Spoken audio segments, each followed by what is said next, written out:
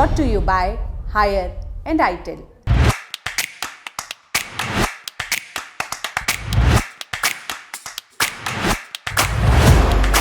दिल्ली के भीड़भाड़ वाले इलाके के बीच एक ऐसा मकबरा जो किसी बेहतरीन संजोए गए राज से कम नहीं है। भारत का सबसे पुराना मकबरा, पीर बाबा की एक मजार जो असल में एक राजकुमार की कब्रगाह है। मकबरा जिसकी कहानी एक बच्चे से शुरू हुई जिसे कभी गुलाम की तरह बेच दिया गया, बच्चा जिसने दिल्ली की सल्तनत में एक नींव रखी।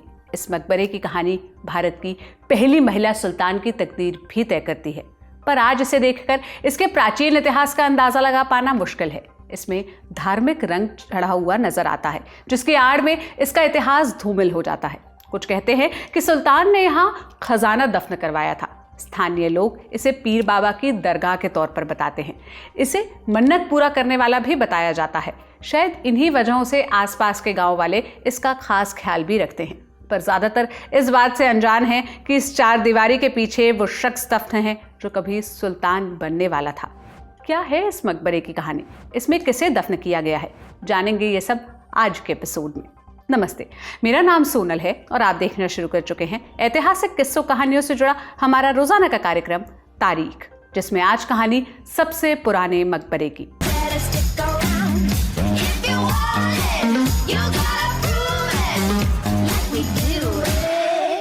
दिल्ली की सल्तनत ने शुरुआत में कई उतार चढ़ाव देखे हैं, कई वंश देखे, कई राजा देखे, गुलाम भी देखे, पहली महिला सुल्तान भी देखी।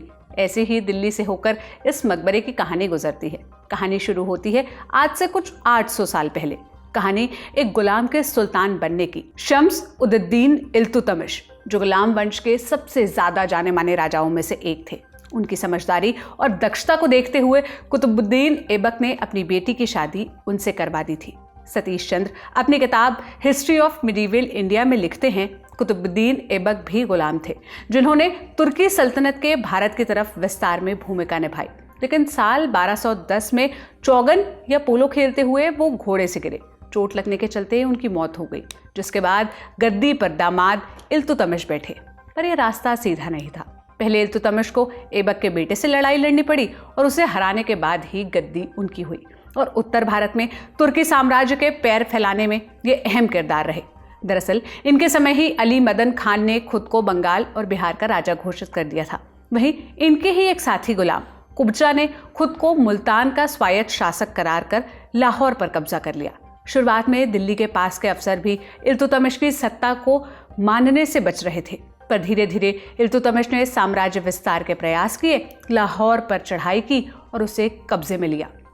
वहीं दूसरी तरफ बंगाल और बिहार में इवास खिलजी ने सुल्तान गयासुद्दीन का टाइटल ले लिया और खुद को स्वतंत्र बता दिया था। बकौल सतीश चंद्र वह एक उदार शासक था जिसने जनता के लिए कई काम करवाए, कहें तो पब्लिक वर्क्स करवाए, बाढ़ से निपटने के लिए प्रयोगों को अंजाम दिया और सुविधा के लिए बड़ी सड़कों का विस्तार करवाया। इसके इतर मंगोलों के हमले का भय इल्तुतमिश को था। ऐसी वजहों के चलते वो पहले इस इलाके पर कब्जा नहीं कर पाए और बंगाल के इलाके इवास के कब्जे में रहे। अनिरुद्ध रे अपनी किताब द सल्तनत ऑफ दिल्ली में लिखते हैं, मंगोलों का भय खत्म होने के बाद इल्तुतमिश ने इवास के खिलाफ चढ़ाई शुरू की। सबसे पहले उन्होंने बिहार के दक्षिणी हिस्सों पर कब्जा किया और अपने प्रबंधक बैठाए। इसके बाद इल्तुतमिश गंगा के किनारों पर आगे बढ़ते रहे। इवास भी बिहार की तरफ आए और उसे वहीं रोक लिया। शायद कोई युद्ध नहीं हुआ होगा क्योंकि उस वक्त एक समझौता कर लिया गया। इवास ने इल्तुतमिश को अपना राजा मान लिया और मुआवजा देने को राजी हो गए, जिसके बाद इल्तुतमिश को पूरा बिहार मिल गया और उन्होंने अपना प्रबंधक मलिक जानी वहां तैनात कर दिया। लेकिन इल्तुतमिश के जाने के बाद इवास ने जानी को निकाल दिया और खुद को फिर से स्वतंत्र घोषित कर दिया।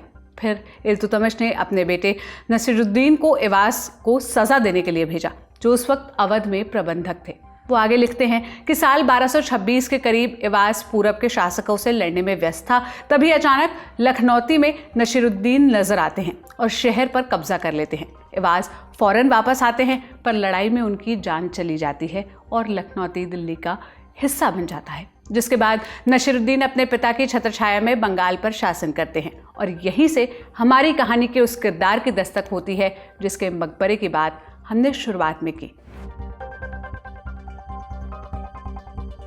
जैसा हमने आपको बताया, इल्तुतमिश के बड़े बेटे नसीरुद्दीन महमूद अवध के प्रबंधक थे, जिन्हें बाद में बंगाल की कमान मिली। उन्होंने बंगाल में अपने शासन से पहचान बनाई, कई लड़ाइयां भी लड़ी। बकौल द सल्तनत ऑफ दिल्ली, नसीरुद्दीन ने समय समय पर हिंदू बागियों के खिलाफ जंग भी छेड़ी। इतिहासकार मनहाज लिखते हैं कि उन्होंने कई लड़ाइयां लड़ी, जिसमें करीब 1,20,000 मुस्लिम सैनिकों की जान भी गई।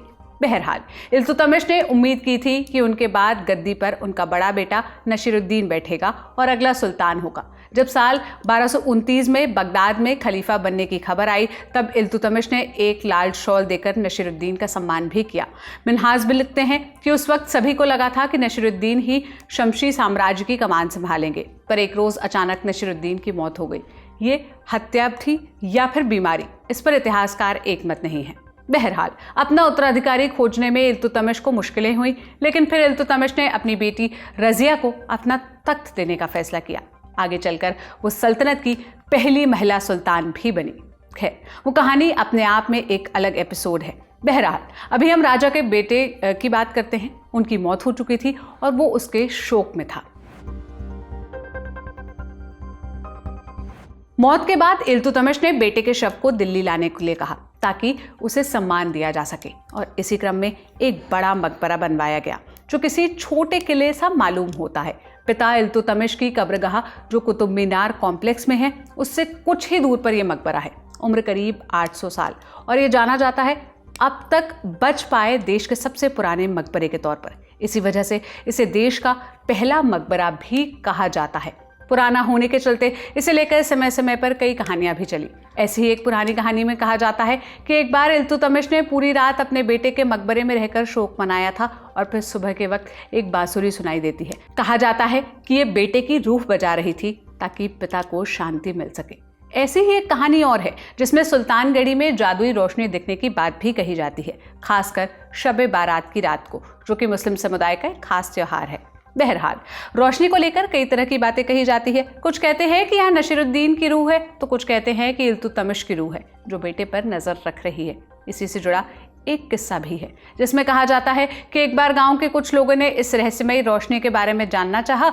इसके लिए वो रात में रुकने का इंतजाम करके वहां पहुंचे भी, लेकिन जैसे ही रोशनी नजर आई और उन्होंने उस तरफ जाने की कोशिश की, वैसे ही वो बीमार पड़ गए, जैसे ये रोशनी कोई चेतावनी हो। और सभी कहानियां इल्तुतमिश और उनके बेटे के इर्द गिर्द नहीं है, कुछ स्थानीय संतों से भी जुड़ी हैं। एक कहानी ऐसी एक संत की भी चलती है, जो कि मकबरे के पास सालों तक ध्यान लगाते रहे, जिसकी वजह से स्थानीय लोग उनका आशीर्वाद लेने आते थे और वो प्रसिद्ध हुए। उनकी मौत के बाद भी लोग मानते हैं कि उनकी रूह आज भी वहां पर मौजूद है और रक्षा कर रही है। इसी से जुड़ा एक किस्से में लोग बताते हैं कि एक बार एक लड़का अपनी बीमार माँ का इलाज खोज रहा था, जिसके चलते वो संत की दरगाह पर पहुंचा। रात में उसे एक रूह नजर आई, जो उसे 1 कप पानी देती है, और ये पानी बीमार माँ को देने के लिए कहती है। लड़का ऐसा ही करता है और उसकी माँ की सेहत सुधरने लगती है। खैर, सभी किस्से चमत्कारों के नहीं हैं, कुछ में खजाना भी है। स्थानीय लोग इस जगह में छिपे खजाने होने की भी बात कहते हैं, जो कि सुल्तान ने अपने बेटे के शोक में दबाया। ये सब बस किस्से और कहानियां हैं, स्थानीय मान्यताएं हैं, पर किस्सों से इतर ये भारत में शुरुआती इस्लामिक संरचनाओं का एक बेहतरीन उदाहरण है। चौकोर सा सुल्तानगढ़ी कॉम्प्लेक्स 4 दीवारों से घिरा है, जो कि बलुआ पत्थर से बनी है, और इनका लाल सा प्राकृतिक रंग दूर से ही पहचान देता है। सफेद संगमरमर से ढका एक दरवाजा भीतर जाने का रास्ता देता है, और इसी दरवाजे के पास कुछ वाक्य उकेरे गए हैं, जो अंदर दफनाए गए शख्स के बारे में बताते हैं। ये भी बताते हैं कि इसे किसने और कब बनवाया था। वहीं 4 दीवारों के केंद्र में कब्रगाह है। यहाँ एक गुफा यानी गढ़ी भी है, साथ में प्रार्थना के लिए दीवार भी है। वहाँ पत्थरों की सीढ़ियों से होता हुआ एक रास्ता नसीरुद्दीन की कब्र तक जाता है। साथ में 2 और कब्रगाह भी यहाँ पर मौजूद है, हालांकि इन पर कोई लिखावट नजर नहीं आती। हाँ, दियों और तेल की खुशबू जरूर आती है। जैसा हमने बताया, समय के साथ इसे प्रार्थना की जगह के तौर पर भी देखा जाने लगा, और सबूत ये मिलते हैं कि बाद के सालों में यहाँ निर्माण भी करवाया गया। इमारत बनती बिगड़ती रही, पर इस 4 दीवारी के पीछे कई राज कैद हैं। मसलन राजकुमार की हत्या करवाई गई या नहीं, यहाँ खजाना है या नहीं, ये तमाम राज राजकुमार के साथ ही यहाँ दफन है। इसी के साथ ये एपिसोड हम यहीं पर समाप्त करते हैं। ये एपिसोड लिखा था मेरे साथी राज विक्रम ने। आपको कैसा लगा आप कमेंट में बताइएगा। देश और दुनिया की तमाम खबरों और दिलचस्प किस्सों के लिए आप लल्लन टॉप देखते रहिए। शुक्रिया।